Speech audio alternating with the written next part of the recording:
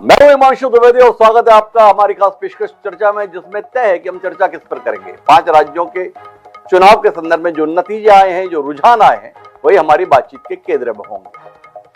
हमारा आज का विषय नतीजे खास रच गए इतिहास। इतिहास केवल इसलिए नहीं रचा है कि पश्चिम बंगाल में तृणमूल कांग्रेस और ममता बनर्जी के 15 साल के शासन का अंत हो गया। इतिहास केवल इसलिए भी नहीं है कि पश्चिम बंगाल में भारतीय जनता पार्टी ने स्पष्ट बहुमत हासिल कर लिया। आज 4 राज्य और 1 केंद्र शासित प्रदेश अर्थात पुडुचेरी के संदर्भ में जो नतीजे आए हैं, उनके कई मायने हैं और देश के राजनीतिक इतिहास में वह अभूतपूर्व घटना के तौर पर दर्ज होंगे। सबसे बड़ी अभूतपूर्व घटना क्या है? सबसे बड़ी अभूतपूर्व घटना पश्चिम बंगाल में भाजपा की जीत नहीं है। सबसे अभूतपूर्व घटना यह है कि इस देश में आजादी के बाद जो पहली गैर कांग्रेसी सरकार बनी थी, वो ES नंबूदिरीपाद के नेतृत्व में केरल में बनी थी। अर्थात विपक्ष कांग्रेस से इतर जो अन्य राजनीतिक दल हैं, उनमें सबसे पहले जो कामयाबी हासिल की थी सत्ता में आने की, वो वाम मोर्चे ने हासिल की थी, वामपंथी पार्टी ने हासिल की थी। उसके बाद इस देश की राजनीति में वामपंथी पार्टियां हमेशा किसी ना किसी रूप में अपनी प्रासंगिकता बनाए रखी। कई राज्यों में भी उनकी सरकार रही, लेकिन 4 मई 2026 को जो सबसे बड़ा इतिहास है वो यह कि देश की राजनीति से वामपंथ सत्ता से पूरी तरीके से बेदखल हो गया। उसका आखिरी किला केरल, जो सबसे पहला भी था, आज ढह गया।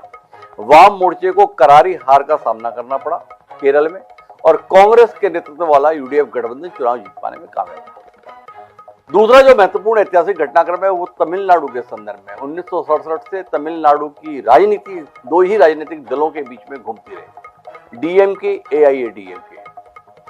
करुणानिधि, फिर MG रामचंद्रन, फिर जयललिता, फिर स्टालिन, इनके बीच ही ये राजनीति घूमती रही, किसी अन्य को मौका नहीं मिला। लेकिन 2 साल पहले साउथ फिल्म स्टार दलपति विजय ने एक नए राजनीतिक दल का गठन किया और वो नया राजनीतिक दल आज इतिहास रच गया। सबसे बड़े राजनीतिक दल के तौर पर तो विजय की पार्टी टीवी के उभर कर आई, वह सत्ता में आती हुई भी दिख रही है। बहुमत से कुछ कदम दूर है, पर उम्मीद की जाती है कि वो अपने कदम सत्ता के लिए बढ़ा ही लेगी। तीसरा महत्वपूर्ण घटनाक्रम यह है कि असम में भारतीय जनता पार्टी लगातार तीसरी बार सत्ता में आने में कामयाब रही।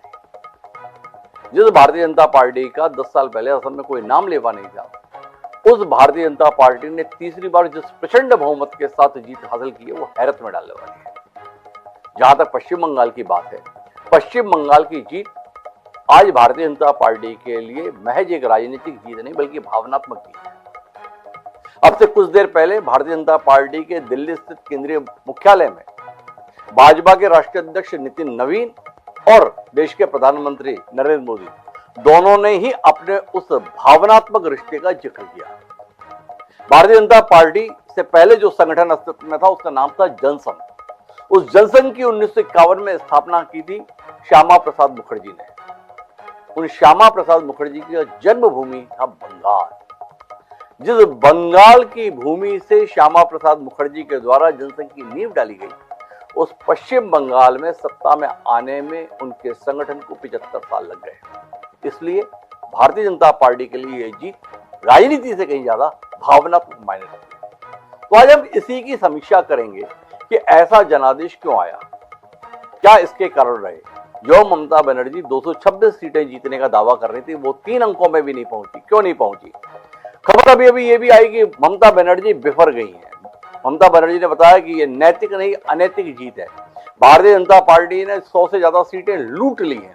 उन्होंने आरोप ये भी लगाया है कि CAPF मतलब सेंट्रल आर्म्ड पुलिस फोर्स के जवानों ने उनके साथ मारपीट की है। पर आखिरी और सबसे महत्वपूर्ण बात जो ममता बनर्जी ने कही है, वो ये कि मैं वापसी करूंगी।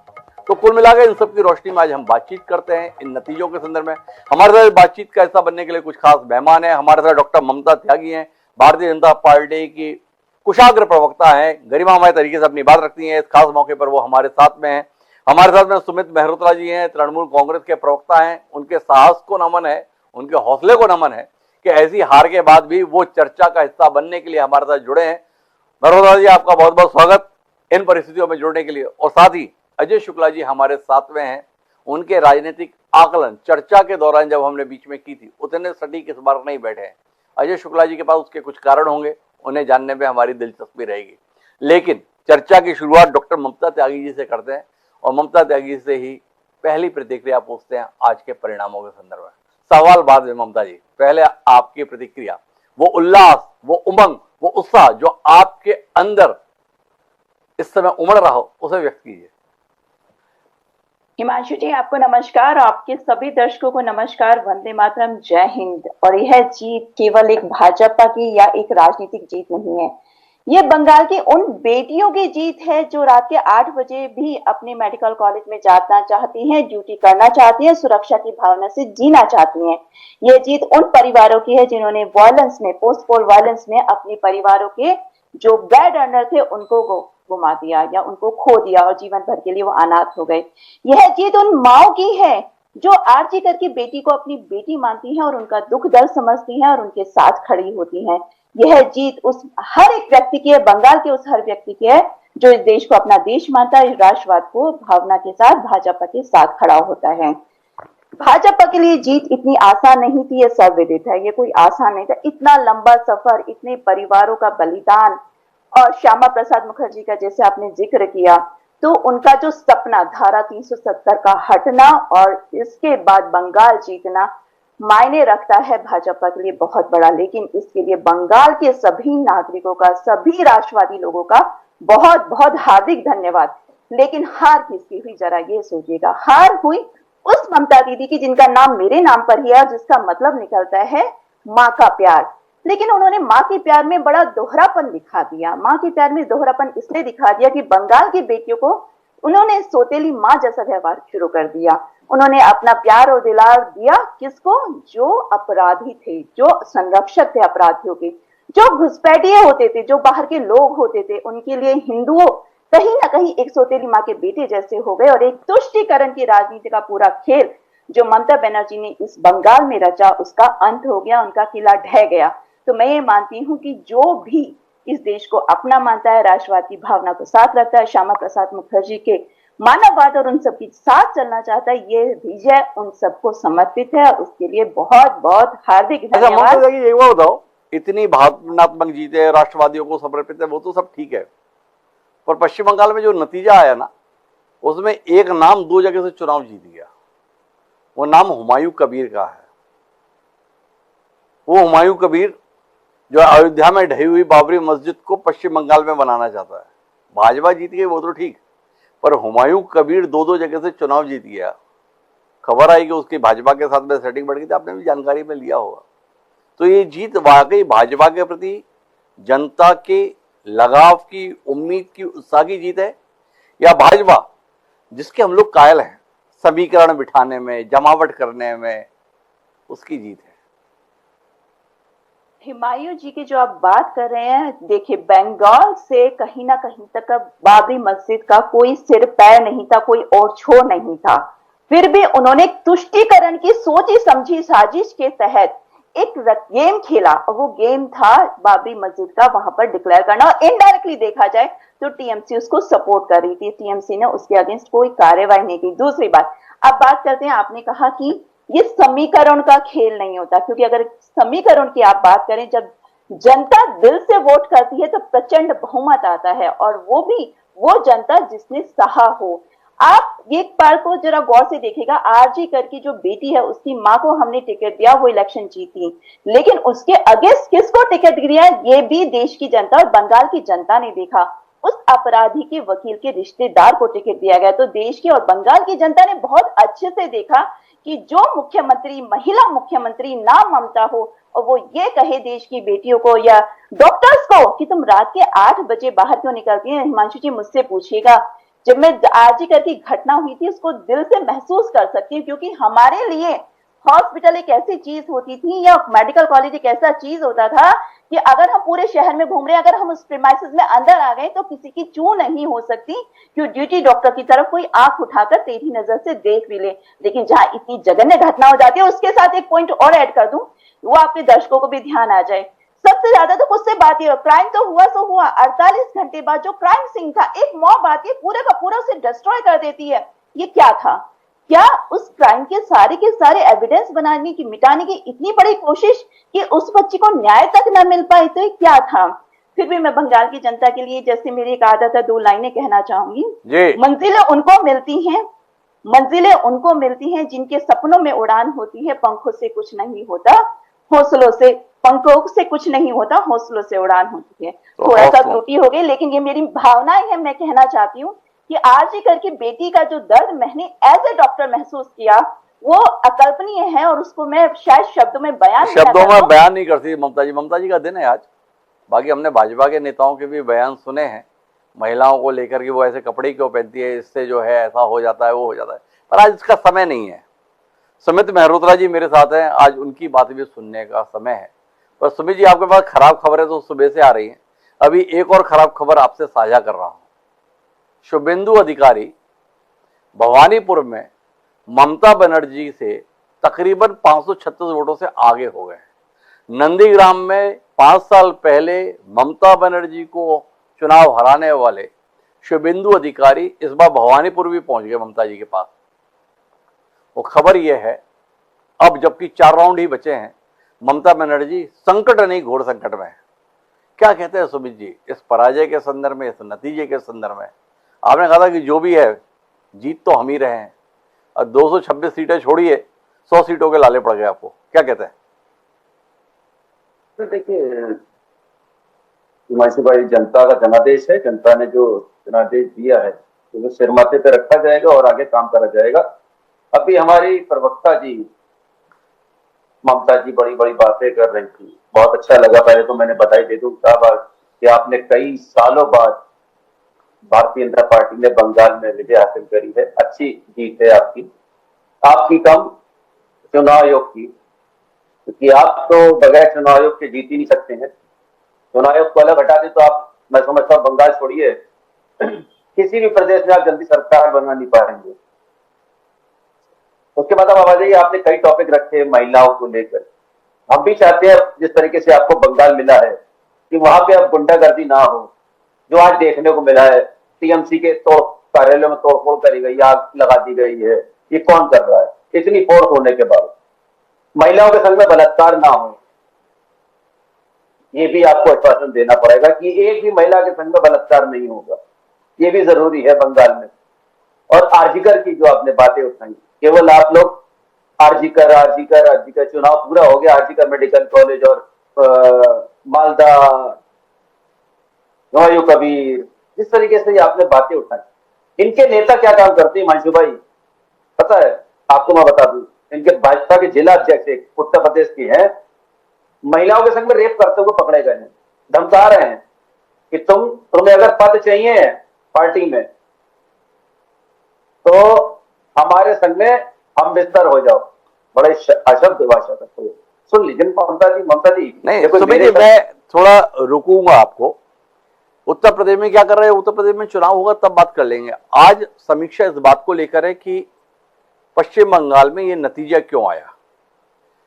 इसके संदर्भ में आपके पास कहने के लिए कुछ है कि आप मानते हैं कि हम आत्मविश्वास में कुछ ज्यादा चूर हो गए इसलिए हार गए, हम नीतियों के संदर्भ में वो स्वरूप नहीं दे पाए जो जनता को लुभा पाता?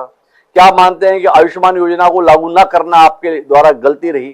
क्या आप मानते हैं कि भारतीय जनता पार्टी का महिलाओं को 3,000 रुपए हर महीने देने का वादा आपके 1,500 रुपए पर भारी पड़ गया, इसलिए आपको इस नतीजे का सामना करना पड़ा? क्या आप मानते हैं कि कटमनी के जो आरोप भारतीय जनता पार्टी लगातार आपके ऊपर लगा रही थी, वो कटमनी आपको भारी पड़ गई? तो थोड़ा रोशनी दीजिए ना कि आखिर ये नतीजा आया इस चलताऊ आरोपों के बीच कि कब्जा हो गया, फोर्स थी, चुनाव आयोग था, कुल मिलाकर इसके बीच में भी आपने 82 सीटें जीत रहे हैं, आप हारे क्यों? तो मंशु भाई कहीं ना कहीं तो चूक रही है कि जिस तरीके से आपने बताया कि आयुष्मान कार्ड तो अभी आप अगर देखेंगे तो कितने लोगों को मिल रहा है, कितने लोगों को नहीं मिल रहा है, ये भी एक है। पर बंगाल में जो हमारी हेल्थ की स्कीम थी वो सभी के लिए अप्लाई थी, किसी के लिए नहीं कि आप हिंदू हैं या मुसलमान है, क्रिश्चियन है, कौन है, आपके घर में 6 बच्चे हैं तो आपको मिलेगी, आपके घर में 2 बच्चे हैं तो मिलेगी। पर भारतीय जनता पार्टी, चलिए जो हुआ हमारा बंगाल में, हम लोगों ने मेहनत करी, 15 साल हम लोगों ने काम करा है, जनता को नहीं समझ में आया, उन्होंने इसलिए भारतीय जनता पार्टी को लेकर के आए हैं क्योंकि मैं ज्यादा बात करने के मूड में नहीं हुआ है कि आज का दिन भारतीय जनता पार्टी का है। हम शुभकामनाएं देना चाहते हैं कि बंगाल को अब आप सोनार बंगला बनाएं। जिस तरीके से आपने वादे करे हैं बंगाल की जनता से कि हम 1500 दे रहे थे, हम आपको 3000 देंगे, दिल्ली में देके नहीं आए हैं, दिल्ली की जनता रो रही है, तो उस तरीके से बंगाल की जनता ना रोए, ना ठगा सा महसूस करे। 3000 रुपए आप लोग जिस दिन शपथ लें उसके अगले दिन से देना चालू कर दें। आप लोगों का वादा था, जिस दिन आप लोगों का वादा था। सुमित मल्होत्रा जी का ज्यादा बात करने का आज मेरा मन नहीं है। इतनी हिम्मत की कि आप कार्यक्रम में जुड़े सुमित जी, हम तो इसी के लिए आपका अभिनंदन करते हैं। लेकिन मेरे साथ में अजय शुक्ला जी हैं। बात केवल पश्चिम बंगाल की नहीं, 5 राज्यों के जनादेश के संदर्भ में अजय शुक्ला जी की प्रतिभा ऐसी है कि उनसे 5 राज्यों के संदर्भ में बात कर सकते हैं। कांग्रेस असम में पानी भी नहीं मांगी। जिस सीट पर गौरव गोगोई सांसद के रूप में उसकी एक विधानसभा से चुनाव तसल्ली से हार गए 23,000 वोटों से। क्या कहते हैं अजय शुक्ला जी? पश्चिम बंगाल की जीत आपको कितना हैरत में डाल रही है? पहले तो मैं इन हार के जो कारण हैं उन पर बात करूं। बंगाल से मुझे लगता है शुरू करना चाहिए जी। तो बंगाल से ही कर लेता हूं, क्योंकि बंगाल एक ज्यादा उसमें चर्चा में है। बंगाल में हार की जो एक वजह बनी, उसमें एक बड़ी वजह थी 15 साल की एंटी इनकम्बेंसी। हार की वजह बनी एक अहम के साथ में सरकार चलाने का एक जो है एक नजरिया। उसके बाद में जो बीजेपी का नैरेटिव था घुसपैठिया का, वो कहीं ना कहीं हिंदू वोटर्स को प्रभावित किया, इसमें कहीं कोई दो राय नहीं है। और इसके बाद में भाजपा का अपने संगठन और ताकत के साथ में वहां पर काम करना, यह एक वजह थी। लेकिन इन सबसे एक बड़ी वजह थी जो जीत का अंतर सीटों पे हम जब देख रहे हैं, परसेंटेज देख रहे हैं, तो हमें एक SIR का भी मुद्दा दिखाई देता है, और वो चुनाव आयोग है। क्योंकि जो वोटिंग हुई, यदि मूल जो वोटर था यदि वही रहता, तो उस स्थिति में कोई ये रिकॉर्ड मतदान जैसी बात हम लोग नहीं कर रहे होते। इसी तरह हम इस तरह की हार की बात नहीं कर रहे होते। तो SIR ने जो वोट काटे, जैसे एक मैं साधारण सा बताता हूं, भवानीपुर सीट जहां से ममता बनर्जी लड़ रही थी, वहां पर 40,000 के आसपास वोट काट दिए गए। स्वाभाविक सी बात है, विधानसभा में 40,000 वोट बहुत बड़ा अंतर होता है। आप ही अभी बता रहे थे कि कितने से वो शुभेंदु जीत रहे हैं। निश्चित रूप से शुभेंदु बधाई के पात्र हैं, लेकिन ये जीत में निश्चित रूप से चुनाव आयोग की एक भूमिका है। इससे ज्यादा और कुछ नहीं कहूंगा। बाकी बीजेपी को जश्न मनाने का मौका है। जैसे भी हो, उन्होंने श्यामा प्रसाद की भूमि को जीता है, तो स्वाभाविक सी बात है वो बधाई के पात्र है। नहीं, लेकिन वामपंथियों की सत्ता से विदाई को लेकर भी अजय जी अगर आप कोई बात नहीं कहेंगे तो बात अधूरी रह जाएगी। तो वो उस पर भी बात कर देते हैं। मैं सबसे पहले बात करता हूं कि TMC के मुझे लगता है जो प्रवक्ता है उन्हें बुरा भी लग सकता है, ये ममता के ही कर्म और कुकर्म है जिनके कारण आज उनकी विदाई हुई। अब ये क्यों हुई वो सुनिए। 1997 में जब श्रीमती सोनिया गांधी नई नई अध्यक्ष बनी थी, उन्हें अपने साथियों की जरूरत थी। ममता बनर्जी RSS बीजेपी के साथ मजबूती के साथ खड़ी थी, और वह दिन याद करिए, ममता बनर्जी ने 2001 में BBC के इंटरव्यू में कहा था कि बीजेपी के साथ हमारा स्वाभाविक जो है जोड़ है और ये टूटने वाला नहीं है। ये वो वक्त था जिस समय वो मंत्रिमंडल से कुछ दिन बाहर रही थी। पहली बार मंत्री भी, केंद्रीय मंत्री भी अटल जी के ही साथ बनी थी। और जब 2003 में फिर आया कि 2004 का चुनाव होना है उसके पहले, तो ममता बनर्जी फिर आकर के बीजेपी के साथ खड़ी हो गई थी और मंत्री बन गई थी, और उन्होंने हराने का काम किया था। आप याद करिए 2012 में, जो उसके पहले भी और उसके बाद भी 2012 की भी बात कर रहा हूं, 5 जन ने 2 बार उन्हें बंगाल की दुर्गा कह के छापा था और मुखपत्र पे छापा था। वो तरुण विजय का लेख आज भी देखा जा सकता है। उसके अलावा आप देखिए, अभी 2022 की बात करता हूं, लेटेस्ट 2022 में वो मोहन भागवत और दूसरे नेताओं से जो RSS के मिली थी, और उन्होंने कितनी प्रशंसा की थी और कहा था उनके साथ तो मिलकर काम करना सुखद होता है। यह वह स्थिति थी कि 2021 में कैसे हराने के लिए क्या किया जा रहा था उनके, और 2022 में कह रही थी। 2024 में जब इंडिया अलायंस का वो हिस्सा बनी थी और उस समय जब साथ मिलकर लड़ना था, उस समय वो धोखा करके चली गई थी। तो यह सारी वजह भी हैं जिस कारण से। अरे आप मेरे सवाल से कहीं भटक गए। मैंने ममता बनर्जी जी की हार पर तो अपन पहले बातचीत कर चुके थे। मैंने चाहा था आपसे जानना अपने दर्शकों के लिए कि आज के इन नतीजों ने देश की राजनीति से वामपंथियों की विदाई कर दी। सत्ता के स्तर पर राजनीति में तो सक्रिय रहेंगे, पर आज देश के जितने भी राज्य हैं, अब एक राज्य भी ऐसा नहीं है जहां पर वामपंथी विचारधारा की सरकार अस्तित्व में हो। केरल आखिरी किला था, आज ढह गया। वामपंथियों की इस विदाई को लेकर प्रधानमंत्री जब मुख्यालय में संबोधित कर रहे थे तो वहां उन्होंने टिप्पणी की कि यह बदलते भारत की निशानी है कि भारत अब क्या चाहता है। आप कुछ कहना चाहेंगे इस पर? बिल्कुल, मैं ये कह रहा हूं, उसी पे आ ही रहा था। मैं ये कह रहा हूं कि देखिए, वामपंथियों को खत्म करने की जो एक शुरुआत की थी बीजेपी ने, उसमें कहीं ना कहीं ममता बनर्जी फैक्टर हो या और फैक्टर्स हो और उनके खुद के हो।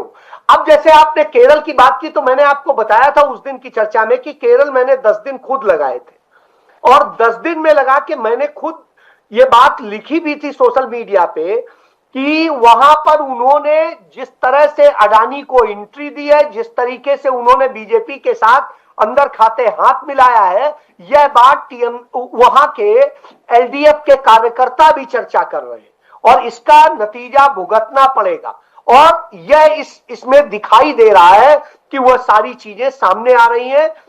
वही थे पिनराई विजयन के ही शासनकाल में पहली बार बीजेपी का वहां खाता खुला था। जैसे ममता बनर्जी ने पहला सांसद बनवाया था बीजेपी का पश्चिम बंगाल में, वैसे ही पहला विधायक बनवाया था पिनराई विजयन ने, और उसके बाद में सांसद भी बना। तिरुवनंतपुरम की नगर निगम जो 34 साल से उनके पास थी, वो बीजेपी के पास पहुंच गई और अब 3 विधायक जीत रहे हैं।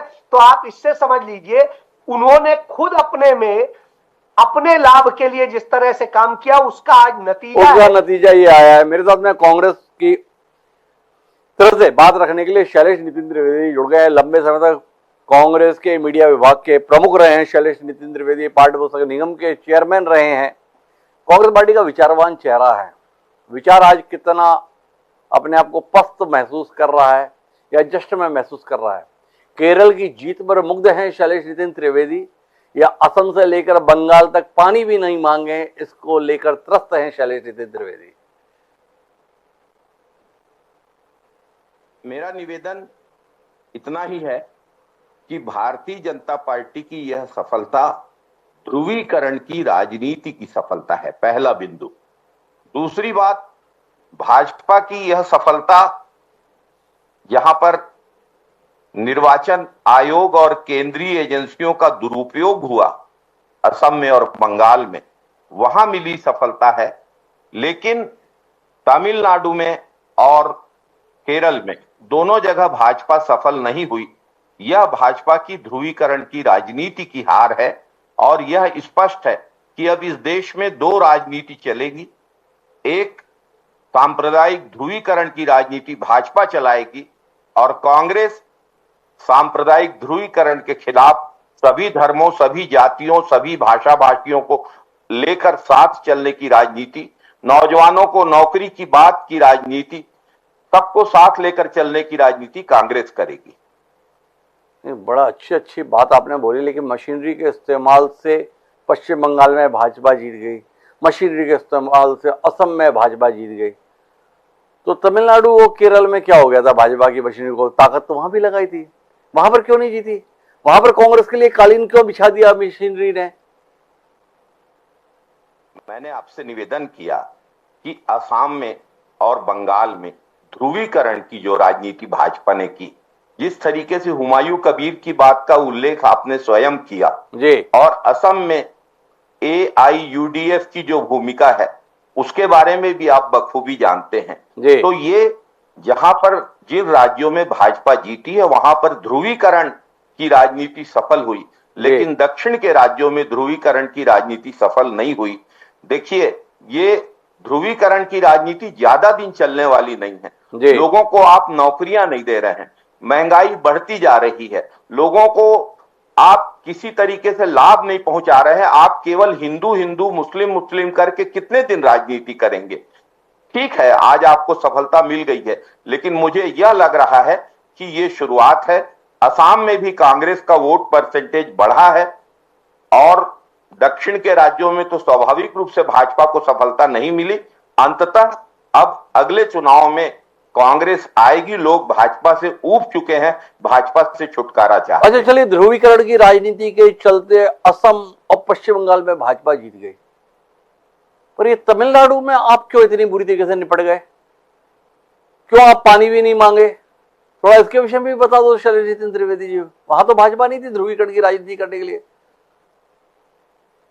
देखिए, आप केरल की जीत से लेके पर नहीं, तमिलनाडु की हार पर बात करना चाह रहे हैं, तो मैं इतना ही कहूंगा कि विजयन जी का साथ छोड़ना हमसे एक रणनीतिक भूल हुई है और बहुत जल्दी इस बारे में केंद्रीय नेतृत्व जरूर कोई ना कोई फैसला लेगा।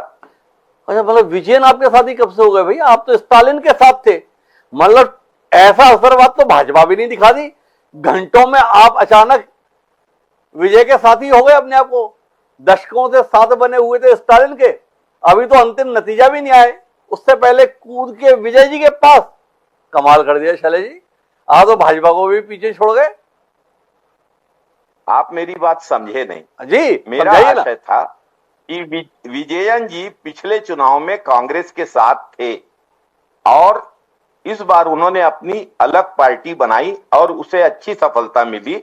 लेकिन उसे सफलता मिलने के बाद विजयन जी के पिता ने जो बयान दिए हैं, जो संकेत आ रहे हैं, अभी मेरा कुछ कहना बहुत प्री मैच्योर होगा, लेकिन मेरा यह मानना है कि तमिलनाडु में भी कांग्रेस की हार उतनी बुरी नहीं है जितना आप साबित कर रहे हैं। इतनी भी बुरी नहीं है जितना आप साबित कर रहे हैं। मैं क्यों साबित करने लगा? जो है वो सामने है। पिछली बार के मुकाबले आप 7 सीटें ज्यादा हार चुके हैं, इसके बावजूद भी आपका मन नहीं कचोट रहा है। अंतिम परिणाम तो ये बता रहा है कि आप पिछली बार मुकाबले 18 सीटें थी आपके पास में, 18 के मुकाबले इस बार कुल 5 सीटें आपके पास रह जाने वाली हैं। 13 सीटों का नुकसान सीधे तौर पर आप उठाएंगे। 13 सीटों के नुकसान के बावजूद भी एक बयान आपको हर्षित किए हुए है कि वो विजय के पिताजी ने बोला है कि हम कांग्रेस को साथ जोड़ लेंगे। इसने शैलेश जी को उत्साहित किया हुआ है। 13 सीटें गंवाने के बाद भी ये उत्साह कि जो भी हो सत्ता में तो अपन बने ही रह जाएंगे, इसलिए इतने उत्साहित है शैलेश जी। नहीं हिमांशु जी, मेरी उम्मीद के और भी कारण हैं। केरल की जीत, असम में कांग्रेस के वोट परसेंटेज का बढ़ना और बंगाल में जो शुक्ला जी कह रहे थे कि ममता जी ने जो अतीत में भाजपा से गठबंधन किए और ममता जी ने जो लगातार उतनी दूरी नहीं दिखाई, जब राज्यसभा के सभापति अर्थात उपराष्ट्रपति पद का चुनाव था, उस समय ममता जी ने कांग्रेस के उम्मीदवार का साथ नहीं दिया। सीएए बिल के समय ममता जी के 8 सांसद अनुपस्थित रहे। इन सारे कारणों से भी बंगाल की हार हुई है। असम में एआईयूडीएफ की भी भूमिका रही है। थोड़ा सा समय आने दीजिए, कांग्रेस और मजबूत होकर उभरने जा रही है। जनता भाजपा से अब बोर हो गई है, मोदी जी के उन्हीं भाषणों को सुनकर परेशान हो गई है। बहुत जल्दी कांग्रेस जबरदस्त वापसी करेगी। अच्छा, डॉक्टर ममता त्यागी के पास बाद में आऊंगा। पहले आपने जो ममता बनर्जी की मीमांसा की, इसलिए ममता बनर्जी की ये हालत हुई। भाई वाकई हालत तो बुरी हुई। 294 सीटों में अभी वो 80 सीटों पर आगे चल रही है। पर कांग्रेस के प्रति जनता कितनी टूट पड़ी ना शैलेश त्रिवेदी जी। पश्चिम बंगाल की 294 सीटें लड़ी कांग्रेस, 2 सीटें शायद कांग्रेस जीत लेगी, 1 सीट जीत चुकी है, 1 सीट शायद जीत लेगी। 80 के मुकाबले देखो कांग्रेस 2 सीटें जीत रही है। कांग्रेस के इस चमत्कारिक प्रदर्शन में क्या कहते हैं शैलेश जी? वैसे आप खुश हो सकते हैं, पिछली बार 0 था, इस बार 2 है। 200% की ग्रोथ, प्रसन्न होने का कारण तो बनता है। नहीं, इसमें खुश होने की कोई बात नहीं है, लेकिन कांग्रेस ने सिद्धांतहीन समझौते नहीं किए और इन परिस्थितियों में आगे चलकर कांग्रेस की वापसी का रास्ता मुझे दिखाई दे रहा है, देश को दिखाई दे रहा है। तो सिद्धांतहीन समझौते नहीं किए कांग्रेस ने, डॉक्टर ममता त्यागी, कितना दिल बैठ गया आपका शैलेश नितिन त्रिवेदी के इस बयान से? हिमांशु जी, सबसे पहली बात तो जो क्वेश्चन आपने पूछे शैलेश जी से, उनका जवाब सुन के मुझे थोड़ा सा आश्चर्य हुआ। चलिए खैर, पॉजिटिविटी बनी रहनी चाहिए, तो सकारात्मक राजनीति उसे ही कहते हैं, सकारात्मक सोच भी उसे कहा जाता है। लेकिन कभी कभी, पहले आपके जवाब पे आने से पहले, जब ये लोग ध्रुवीकरण और तुष्टीकरण की बात कहते हैं तो मुझे एक शेर याद आ जाता है कि वो कत्ल भी करते हैं तो जिक्र नहीं होता, और हम आहा भी भरते हैं तो बदनाम हो जाते हैं। शैलेश जी, आपकी पार्टी जिसने अपनी सत्ता के लिए एक मुस्लिम अपीजमेंट के इतिहास रचे, अब मैं इतनी में जाऊंगी तो बहुत सारी चीजें हो जाएंगी, पर शाहबानो क्योंकि बीइंग ए फीमेल मुझे कहीं ना कहीं बार बार आ ही जाता है, तो उसका जिक्र करना तो मैं नहीं छोड़ूंगी, क्योंकि मुझे लगता है कि आज के टाइम में जब मुझे ओपीडी में मुस्लिम महिलाओं की हालत खराब लगती है तो मुझे एक बार यही आती है कि इन्हें गुलाम बनाने में एक बहुत बड़ा हाथ कांग्रेस पार्टी का रहा है। अब आपकी इस बात पे आते हैं। अवसरवादिता की राजनीति का सबसे बड़ा उदाहरण तो वैसे कांग्रेस हो गई, और कांग्रेस का हाल अब ऐसे हो गया है कि जिस चीज को छुआ वही डूबी। जहां भी पहले इंडिया अलायंस में जब ये लोग साथ लड़ रहे थे लोकसभा चुनाव में, तो स्टेज शेयर कौन कर रहा था? ममता बनर्जी, राहुल गांधी, केजरीवाल जी की धर्मपत्नी। तब वो अवसरवादिता की राजनीति शायद नहीं नजर आई, तब इन्हें ये समन्वय नजर आ रहा था। तब ये कह रहे थे ये तो हम देश विरोधी ताकतों के विरुद्ध लड़ रहे हैं, जबकि खुद देश विरोधी अपना एक एग्जिस्टेंस बना रहे थे। दूसरी बात, यहाँ पर ये बार बार कहते हैं कि हम कभी अवसरवादिता की राजनीति नहीं करते। अरे आप तो सत्ता के लिए किसी भी लेवल तक जाते, तो इस बात पे अब मेरा मुंह नहीं खुलवाइए, बस यहीं पे हम रुक जाते हैं। तो अवसरवादिता की राजनीति या तुष्टीकरण की राजनीति से पहले एक बार अपने मन के अंदर झांकेंगे तो आपको उसके जवाब खुद मिल जाएंगे। और सबसे ज्यादा हिमांशु जी, मुझे एक चीज का और देख हुआ, पॉलिटिकल मर्डर, इस बार जो चुनाव हुए इसमें एक पॉलिटिकल मर्डर हुआ। सबसे पहला जो मर्डर हुआ कांग्रेस के कार्यकर्ता का हुआ, और जिसमें आरोप लगाया गया, वहां के लोकल लोगों ने ही आरोप लगाया, कांग्रेस के लोगों ने ही, कि हमारा जो मर्डर हुआ है हमारे कार्यकर्ता का, वो टीएमसी के कार्यकर्ताओं ने किया। और मात्र उस घटना को हुए 24 घंटे नहीं हुए कि राहुल गांधी जी निकोबार और यात्रा पे निकल गए। लेकिन जब चुनाव था तो अपने कार्यकर्ता के साथ खड़े होते, उसकी हौसला अफजाई करते, कम से कम उस कार्यकर्ता के घर जाते, तो शायद वहां के लोगों का कहीं ना कहीं एक साहस बंधा रहता। और बाद में ब्लेम करते हैं इलेक्शन कमीशन को, चुनाव आयोग को, ईवीएम को। जब चुनाव हो रहे होते हैं, यही यार बिहार में भी देखा था हमने, ऐसी कोई नई बात नहीं है। बिहार इलेक्शन में वोटिंग से जस्ट एक दिन पहले राहुल गांधी जी गायब हो जाते, क्योंकि इनके हिसाब से चुनाव प्रचार खत्म तो लोगों के साथ रहने की कोई आवश्यकता नहीं है, और यही सारा इनको रिजल्ट में, अपने परिणाम में देखने को मिलता है। लेकिन जब परिणाम आते हैं तब इनकी झूठ फरेब की राजनीति शुरू हो जाती है। और बात करते हैं अब तुष्टीकरण की, ईवीएम की। और देखिए, देश में जो यहाँ का नागरिक है उसे ही अधिकार है वोट देने का, वरना तो हमीरपुर के लिए जब एसआईआर का डिक्लेरेशन हुआ बंगाल में, तो आपको भी याद होगा, मीडिया ने भी वो पिक्चर्स बहुत दिखाई थी कि हमीरपुर पे लाइन लग गई थी लोगों की वापस जाने की, और जो वापस जाने वाले लोग थे वो ये कह रहे थे, हाँ हमने यहाँ पर 3 बार इलीगल वोट दिया। तो ये दर्शाता है कि हाँ, अगर एक अच्छा चुनाव और एक अच्छा देश चलना है, एक अच्छा लोकतंत्र, सशक्त लोकतंत्र चलाना है, तो वहां के नागरिकों का ही अधिकार बनता है देश की राजनीति में अपना सक्रिय योगदान देना। अच्छा, एक बात बताइए, आप लोग तो राजनीति में बड़े माहिर माने जाने लगे हैं, क्या समीकरण बिठाते हैं, क्या आने वाले समय को भांपते हैं। ये तमिलनाडु में कहां चुप गए ममता त्यागी जी? बड़ी चर्चा चली थी टीवी के साथ आपके गठबंधन की, पर सुनते हैं कि विजय मुख्यमंत्री का पद चाहते थे, भाजपा का मानना था कि तुम्हारी इतनी हैसियत नहीं है, डिप्टी सीएम तक मान लो। क्या आप मानते हैं कि देश को भले ही समझाओ पर तमिलनाडु को नहीं समझ पाए, चुप गए आप? हिमांशु जी, समीकरण हम नहीं बताते, समीकरण देश की जनता बताती है, जनता की आवाज होती है जो आपको वोटों के माध्यम से लगती है। और लोकतंत्र में वोटिंग और जो आपको सीटें मिलती हैं वो जनता की आवाज होती है। एक मिनट ममता त्यागी जी, आप अमित शाह जी से इतनी नाराज क्यों हैं? भाई हम लोग तो मुरीद हैं अमित शाह जी के, आधुनिक चाणक्य कहकर संबोधित करते हैं। क्या समीकरण बिठाते हैं, क्या जमावट करते हैं, किस तरीके से की व्यू रचना करते हैं, मुरीद हैं हम। आपने सीधे खारिज कर दिया, नहीं हम समीकरण नहीं बनाते। हम खामखा में अमित शाह जी को इतना कुशल राजनीतिज्ञ मान रहे हैं। उनकी कुशल राजनीति का सबसे अहम कारण जो मैं आपके चैनल पे भी कहना चाहूंगी, और मैं खुद भी महसूस करती हूँ, कि वो हर कार्यकर्ता को ये कहते हैं कि अपना बूथ जिताइए, चुनाव आप खुद जीत जाएंगे।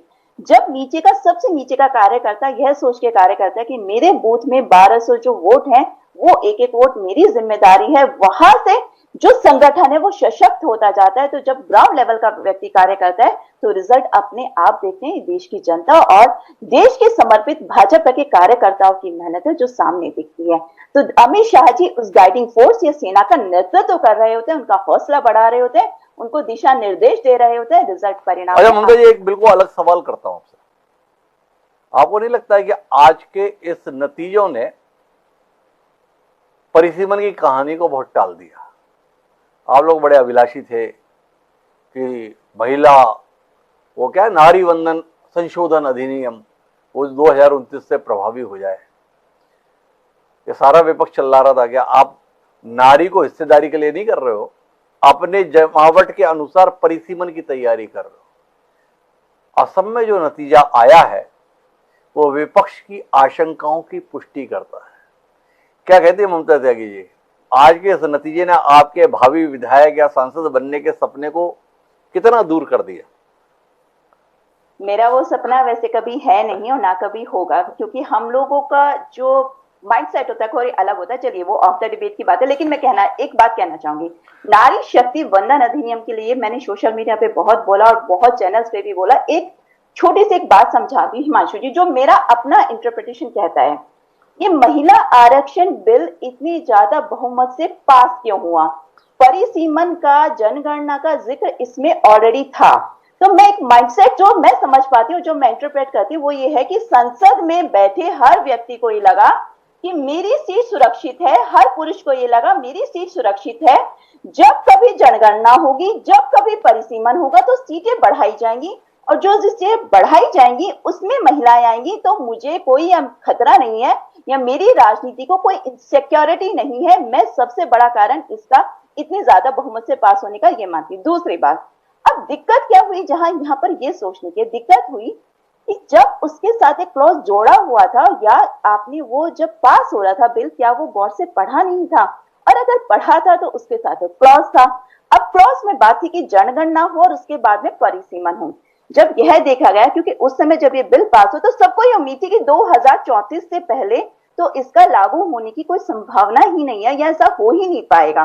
तो एक मिड टर्म या एक इंटर्म सॉल्यूशन निकाला गया कि हाँ, हम सीट बढ़ा देते हैं, हम परिसीमन कर देते हैं, महिलाओं को उनका अधिकार दे देते हैं और आगे चलते हैं। तो इससे प्रॉब्लम क्या हुई अगर मैं आपको बोलूं, तो मुझे तो आज की डेट में ये लगता है कि अगर ये बिल मतलब जो उसका संशोधन था वो पास नहीं हो पाए तो भी मुझे नुकसान है। क्यों? क्योंकि अगर 573 होता है तो मेरे हिस्से में आती है, या महिलाओं के हिस्से में आती है 179 सीट, और अगर 873 के हिसाब से लगभग जाते हैं तो मेरे हिस्से में आती है 280 सीट। तो मुझे तो 101 सीट फायदे में मिल रही थी। मेरा तो फायदा तो ठीक है, एक बार ममता जी आप बात तक पहुंची नहीं। जब 2 साल पहले वो विधेयक पारित हुआ था उस समय पे विपक्ष ने कहा था सीटें बढ़ाने की जरूरत नहीं है, इसी पे लागू कर दिए। ये भाजपा का निर्णय था, सत्तारूढ़ दल का निर्णय था। नहीं, जनगणना होगी, जनगणना के बाद परिसीमन होगा, सीटें बढ़ेंगी और उसमें आरक्षण लागू होगा। पर असम का अनुभव ये बताता है कि परिसीमन बड़े कमाल की चीज है, बड़े फायदे की चीज है। पर आज का नतीजा कहीं इस नारी संशोधन अधिनियम को और पीछे तो नहीं ले जाएगा, ये चिंता जन्माती है। पर मैं वापस आता हूँ सुमित मेहरोत्रा जी के पास में, और सुमित जी जानना चाहता हूँ अब शुरू कहां से करेंगे? शुरू हम कहां से करें? चर्चा शुरू हो चुकी है। आज भाजपा का दिन है, भाजपा ने बंगाल जीता है, असम भी जीत लिया है। विकास की बात तो अभी को करनी है, कई मुद्दे इन्होंने बताए हैं तो उसके ऊपर भी इनको चर्चा करनी है। बंगाल में जैसे नारियों के लिए काम करना है, गरीबी के ऊपर काम करना है, सोनार बंगला के ऊपर काम करना है। बहुत अच्छी बात है, आप करिए। आपको 5 साल जनता ने चुना, 5 साल चुना, आप अच्छा काम करेंगे तो जनता आपको आगे चुनेगी। पर ये चीजें देखी गई है जिस तरीके से। नहीं सुमित जी, मेरा सवाल थोड़ा ये है कि क्या टीएमसी एक राजनीतिक दल के तौर पर अपनी प्रासंगिकता और अपनी मौजूदगी बरकरार रख पाएगी? अतीत में हम देख रहे हैं कि ऐसे क्षेत्रीय दलों को जब भाजपा अपदस्थ करने में सफल होती है तो वो केवल नाम के राजनीतिक दल रह जाते हैं। महाराष्ट्र के संदर्भ में देखिए, वो शरद पवार वाली एनसीपी, ठाकरे जी वाली शिवसेना क्या हालत करके रख दी है। अगर हम आप पार्टी के संदर्भ में बात करें तो आप देख रहे हो कैसी हालत हो गई है। आप अपने सांसद विधायकों को सुरक्षित रख पाएंगे? वो राज्यसभा में जो जितने भी लोग हैं, कहीं भाजपा में अपनी संभावनाएं तो नहीं देखने लगेंगे? सुमित मेहरोत्रा जी कितने आशंकित और आतंकित हैं, जो आज अपने हैं वो कल पराये तो नहीं हो जाएंगे इस बात को लेकर। आम आदमी पार्टी के 7 सांसद अचानक आपके ना होकर किसी और के हो गए। नहीं तो वो तो उनके पास सीबीआई की तलवार लटकी हुई थी, इसलिए भागे हैं। आप देख लीजिए ज्वाइनिंग जितनी भी हो रही है भारतीय जनता पार्टी में, देखिए जितने सांसद विधायकों को लेकर के आ रहे हैं, सीबीआई के लिए तोता बन के जो काम कर रहे हैं वो सबको दिख रहा है। जब आप अगर आप इतने ही थे, आपसे 7 सांसद वहां पे तोड़े तो आप बना लेते ना अपने सांसद, आपको तोड़ने की क्या जरूरत है? अरे तोड़े छोड़ो, मैं तो आपके भविष्य के विषय में पूछ रहा हूं। भाजपा को क्या करना चाहिए वो भाजपा तय करेगी, आप अपने आप को कैसे बचाओगे? अभी खबर आ रही है, वो मुख्य सचिव ने बोला कोई फाइल गायब नहीं होनी चाहिए मंत्रालय से। आपके नेताओं का भविष्य कितना संकटपूर्ण दिखाई दे रहा है सुमित मेहरोत्रा जी। नहीं, ऐसा कुछ नहीं है। अगर फाइलों में ऐसा कोई, अगर ये होता तो फाइलें पहले ही हटा चुके होते, कोई गड़बड़ नहीं है। ये तो आरोप लगाते रहेंगे कि इसे उठा लेंगे उसे उठा लेंगे, करते रहिए। तो आपके पास राज्य है, आप लोगों ने कितना आरोप लगाया केजरीवाल के खिलाफ, सबने देखा बरी हो गए। कोई घोटाले का आरोपी निकले क्या केजरीवाल? नहीं निकले। अब ये तो आप कह देंगे आप घोटाला करा है, फाइलें हैं। तो हम लोगों ने देखा उत्तर प्रदेश में सचिवालय में जिस तरीके से आग लगी है, मौजूदा सरकार के उसमें आग लगी है कई बार, तो वहां पे घोटाले तो हुए, तभी आग लग गई। हमारे यहाँ कभी आग नहीं लगती है, किसी भी हमारे यहाँ कभी आग नहीं लगती। सुमित मेहरोत्रा जी निश्चित है कि आने वाले समय का मुकाबला कर लेंगे। अजय जी, भाजपा की रणनीति पर कोई टिप्पणी करना चाहेंगे? आज प्रधानमंत्री जी पहुंचे भाजपा मुख्यालय, उनका भाषण आपने भी सुना होगा। आपने तावड़े जी जो कार्यक्रम का संचालन कर रहे थे उनकी भी बात सुनी होगी, नितिन नवीन जी की भी बात सुनी होगी। नितिन नवीन जी बोले आज जश्न का दिन है, कल से फिर लग जाना है। वो मोदी जी ने बताया गंगोत्री से गंगा सागर तक, फिर बताया कि गंगा के आसपास भगवा ही भगवा है, हम ही हम हैं। दिखाई दे रहा है कि अब उत्तराखंड उत्तर प्रदेश में चुनाव है, पंजाब में चुनाव है। भाजपा के इस फोकस होकर काम करने को लेकर अजय जी कुछ कहना चाहेंगे? नहीं, निश्चित रूप से मैं समझता हूं भारतीय जनता पार्टी चुनाव लड़ना भी जानती है और वो सिर्फ चुनाव ही लड़ती है, तो इसमें कहीं कोई दो राय नहीं। वो बहुत अच्छी रणनीति बनाते हैं और उसके लिए वो सारे संसाधन भी इस्तेमाल करते हैं, वो सरकारी संसाधन भी इस्तेमाल करते हैं। तो वो उसको कितना प्लान तरीके से करते हैं, इसका उदाहरण आप असम ही देखिए। 2 जो है जगह पर हो रहा था परिसीमन, एक जम्मू कश्मीर में और एक असम में। असम के परिसीमन का तरीका बिल्कुल डिफरेंट था, उसका नियम अलग था, और जम्मू कश्मीर का अलग था, क्योंकि जीतने की गणित किस ढंग से तय करनी। तो मैं ये उदाहरण इसलिए दे रहा हूं क्योंकि रणनीति ही तो है कि इतनी बेहतरीन वो रणनीति बनाते हैं कहां क्या करना है, और सरकार और चुनाव आयोग वो करने भी लगता है। उनके पार्टी के लोग इतना कमिटेड ढंग से काम करते हैं। अभी भाजपा के प्रवक्ता ने जैसे कहा, आपने किसी ने पूछा था उनसे चुनाव के बारे संदर्भ में, तो उन्होंने कहा नहीं मेरी ऐसी कोई वो नहीं है, मैं तो करने, यानी आप देखिए कितना कमिटमेंट है कि हम दरी बिछाते रहेंगे जिंदगी भर, हम नहीं मांग रहे। लेकिन ये न टीएमसी में होगा, न कांग्रेस में होगा, न किसी और में होगा, ये सब मांगते दिखाई देंगे। लेकिन ममता त्यागी नहीं मांगेंगी कि मुझे कुछ चाहिए, हम जो चाहिए हम आपको अपना सब समर्पित कर देंगे। यह कमिटमेंट है, यह ताकत है बीजेपी की, मैं कहूंगा निश्चित रूप ये से ताकत है। अजय शुक्ला जी ने पहलू पर दृष्टि दी है। शैलेश नितिन द्विवेदी, अपने आप को कितना दीनहीन महसूस कर रहे हो अजय शुक्ला जी के आकलन के साथ में? वो बोल रहे ममता त्यागी ने साफ कह दिया मैं तो दरी बिछा लूंगी, मुझे नहीं चाहिए कुछ। मोदी जी भी बता रहे थे हम तो राष्ट्र के लिए काम करते हैं, राष्ट्र सर्वोपरि है।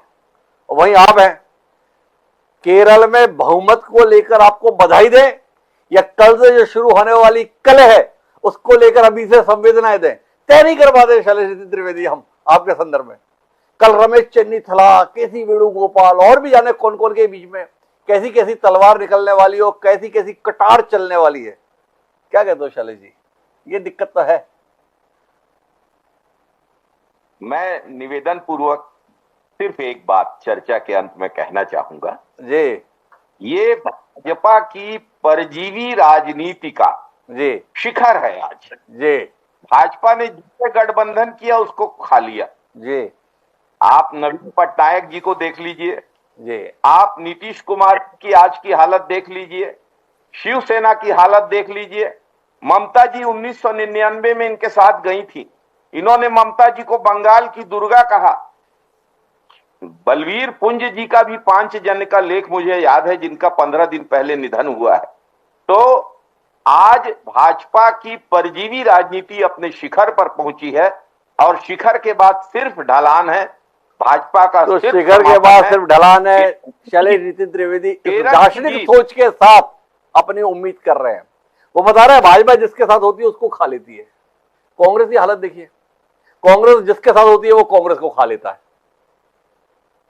अब कौन किसको खा रहा है और कौन अपने आप को बचा पा रहा है, ये तो अपनी अपनी कुशलता का विषय है। हम भाजपा की कुशलता के कायल है, भले ही ममता जी इंकार कर रही है, हम ऐसी कुशलता नहीं करते हैं, पर आपकी कुशलता का कमाल अतीत में भी देखे, आज भी देखे ममता जी। तो आपको एक बार फिर बधाई इस जीत के लिए। बधाई शैलेश जी को भी, भाई केरल में सरकार तो उनकी भी बनने जा रही है। बधाई सुमित मेहरोत्रा जी को, एक ऐसे नेता को पाने के लिए जो आखिरी क्षण में भी हिम्मत नहीं हारती है। ममता बनर्जी इस पराजय के बाद भी हिम्मत के साथ डटी हुई है। उन्होंने कहा है मैं वापसी करूंगी। ऐसा नेता मिलना सौभाग्य की बात होती है। सुमित जी के पास ऐसा नेता है, इसके लिए बधाई। और अजय जी को इस बात के लिए बधाई कि उनके विश्लेषण के लिए तमाम पहलू इस चुनाव नतीजों से निकल कर आए। मटेरियल मिले तभी तो कुछ निष्कर्ष निकलता है, समुद्र हो तभी तो मंथन होता है। तो समुद्र मंथन के लिए अजय जी आपको बधाई।